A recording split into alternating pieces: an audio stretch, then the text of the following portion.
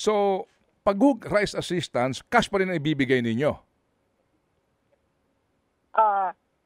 Yes po, Manong Ted. Yan po ay nakalagay doon sa Memorandum of Agreement now with the local government unit. Okay. Depende po doon sa mapag-uusapan. Because kung tatandaan po natin, yung ayuda para sa Kapos ng Kita program, hindi lamang po limited sa cash relief assistance. Meron nga pong rice assistance, food, medical, funeral assistance.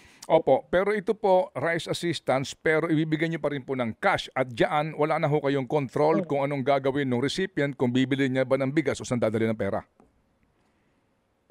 Tama po, Manong Ted. Yan ay nangyari rin nga sa 2024. Hindi pa natin mabanggit talaga yung 2025, Manong Ted, dahil nga sinasapinan pa natin yung guidelines for this. Okay, so meaning nga po, maaaring tawagin mo ito ay rice assistance o maging food assistance, pero ang pagbibigay dito cash pa din. Tama po, Manong Ted. Okay, sige. So cash pa rin po yan at wala na kayong control pag tinanggap na po nung recipient po yung cash.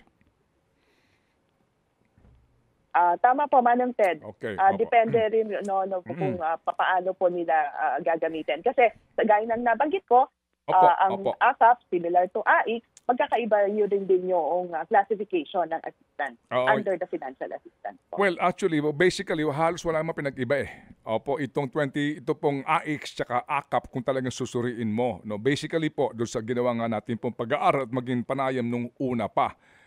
Ano lang ho ito, nandoon sa mga recipients na pinag-uusapan po natin dito kanilang klasifikasyon. So, magkano po dito ang pinakamaliit na AKAP na ibibigay po na cash, ma'am?